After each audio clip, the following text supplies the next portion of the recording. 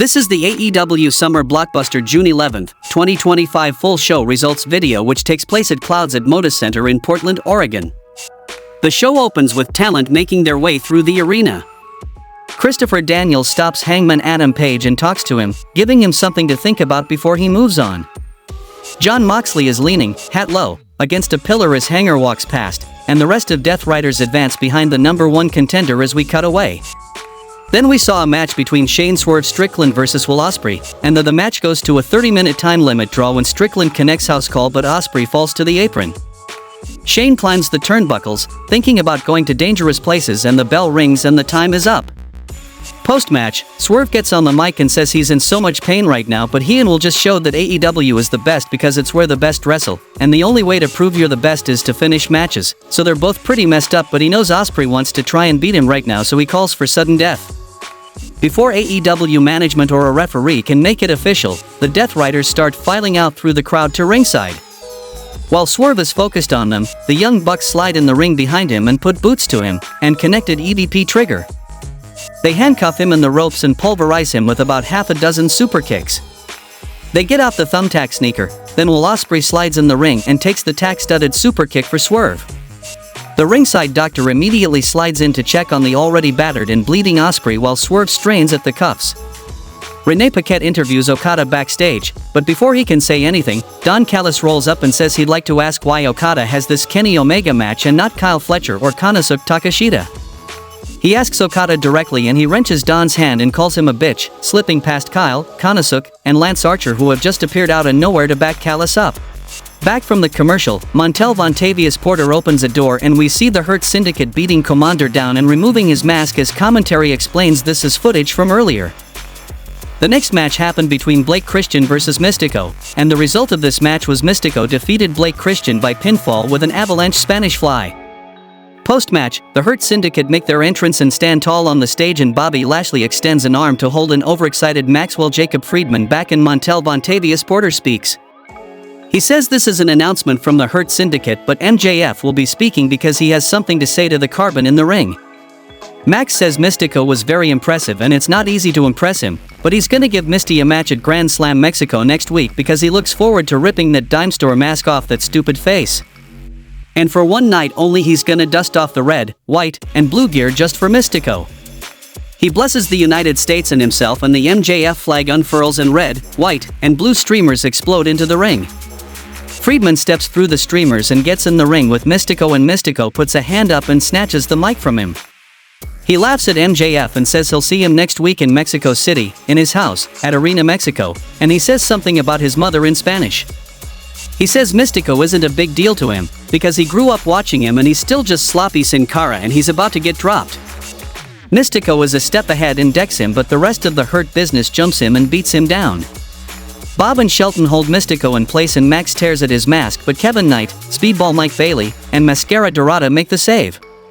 Then we saw a match between Hurt Syndicate vs Jet Speed and Mascara Dorada, and the result of this match was Hurt Syndicate won the match by pinfall with a hammerlock DDT from Maxwell Jacob Friedman on Speedball Mike Bailey. Post-match, MJF beats Bailey down, their teammates come to their aid, but the Hurt Syndicate return to the ring and beat the babyface trio down.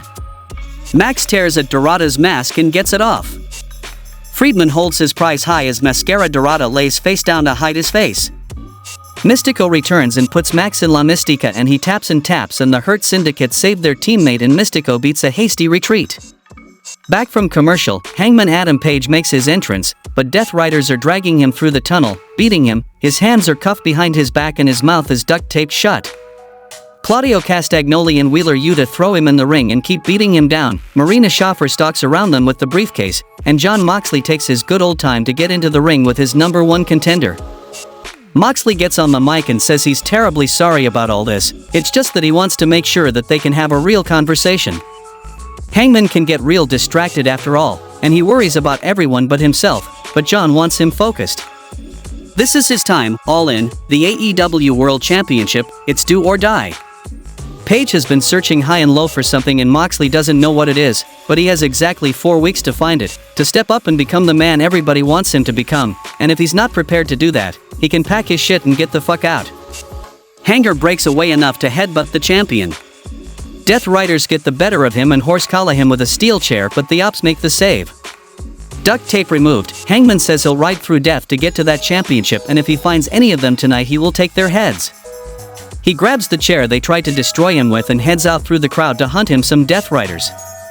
The next match happened between Megan Bayne and Penelope Ford versus Anna Jay and Tay Mello, and the result of this match was Anna Jay and Tay Mello won the match by pinfall with a gory special swung into a knee strike from Tay Mello on Penelope Ford. Post-match, Anna Jay and Tay Mello evade a beatdown from Megan Bayne and celebrate on the stage. Back from the commercial, Tony Schiavone presides over the contract signing for Okada versus Kenny Omega, winner takes all. They make their entrances and Tony shows off the brand new AEW Unified Championship that the winner will hold. Okada signs without issue and passes it to Omega, who asks for the mic. He says it's been 7 years to the day since their last match, and watching the recap package he didn't even recognize himself. He wants to leave it in the ring, one final time for everything, and he signs the contract. Okada and Omega shake hands and pull each other in to jaw at each other. Then comes Don Callis, mic in hand, and he has something important to say, and he says Kenny should be ashamed of himself because this match should have Konosuke Takeshita or Kyle Fletcher in it. Omega tells him to cut the crap, he's full of shit and he's tired of hearing it. He's been there, he's done that, and he's beaten both of them, so they have to get in line like everybody else. There's not one trick in his playbook he can pull to ruin it, and Callis says there's one trick he doesn't know, and Oka blasts Omega in the back of the head with the Continental Championship. He beats Kenny down and Don comes into the ring to hand him a collapsible baton right in the diverticultus and a second shot across the back of Omega's neck. Medics check on Omega and load him onto a stretcher while Okada smiles and laughs and Callis plays with the baton. Christopher Daniels gets in the ring to tell Okada and Callis off, and Okada grabs the baton and jumps off the apron and hits Kenny in the gut again. Omega's spitting up blood, then he and Callis run away and leave through the crowd. Then we saw a match between Anthony Bowens versus Kyle Fletcher, and the result of this match was Kyle Fletcher defeated Anthony Bowens by pinfall with the Brainbuster.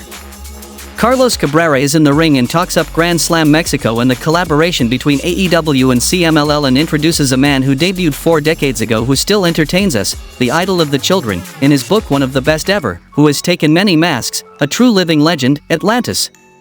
He makes his entrance accompanied by Atlantis, Jr., and Cabrera goes to pass the baton to talk about Grand Slam Mexico to them. Then comes Big Stoke and FTR, and Stokey offers a synopsis of everything FTR have been up top, taking out the Rock and Roll Express and Nigel McGuinness. Daniel Garcia's felt the same since Double or Nothing, contemplating retirement, and if the backstage rumors are true that OnlyFans link is gonna drop any day now. And Adam Copeland, he's at home staring at a wall, his brain sizzling like a fajita plate from Chili's. That's a great list of accomplishments, but FTR have one more thing to do.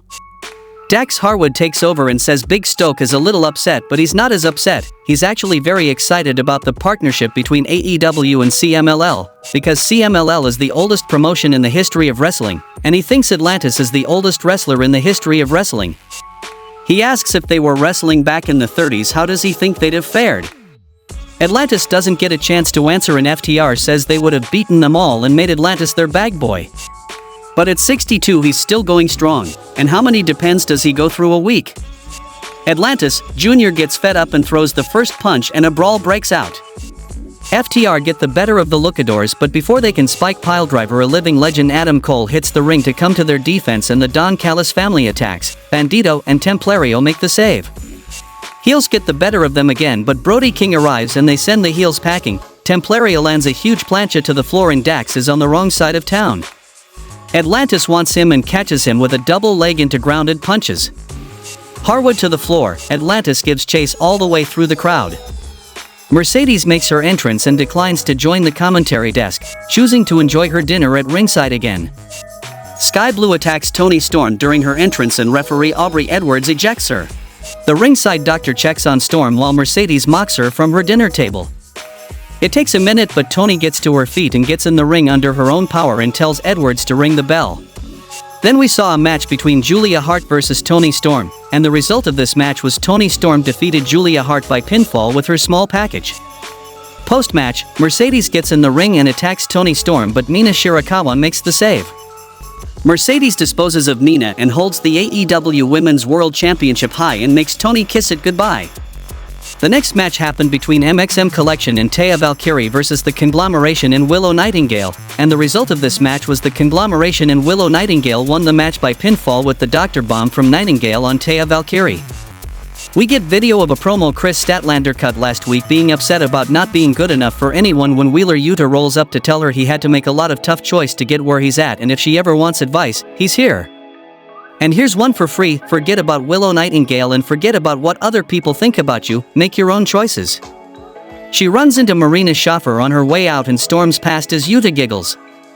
The next match happened between Bandito versus Beast Mortos, and the result of this match was Bandito defeated Beast Mortos by pinfall with a moonsault fallaway slam. Backstage, CMLL Women's World Champion Zuxis accepts Mercedes' challenge and hauls off and drops her with a right hand. Back from commercial, Renee Paquette interviews Hangman Page and the Young Bucks roll up and he asks why he shouldn't kick their heads off right now, and they offer 5 words: "We were aiming for Swerve," and tell him to just stick to the plan and win the world title for the Elite. Page says there is no plan and he can't believe he has to tell them this, but they need to stay out of his business, out of Ospreay's business, and out of Swerve's business. And if he ever burns another home down, it'll be because the two of them are trapped in it. They all leave and Prince Nana peeks his head through a door. He goes back in where Will Ospreay is being treated and he asks Swerve if he heard all of that, and Strickland says he heard every word of it. The next match happened between Queen Aminata versus Thekla, and the result of this match was Thekla defeated Queen Aminata by submission with the Death Trap. In the main event of the show, we saw a match between Daniel Garcia and Paragon versus Don Callis Family, and the result of this match was Don Callis Family won the match by pinfall with a bridging German suplex from Josh Alexander on Roderick Strong. Don Callis Family celebrates the victory, and the show goes off the air. How much you would rate AEW Summer Blockbuster Show? Tell me in the comments, and thanks for watching.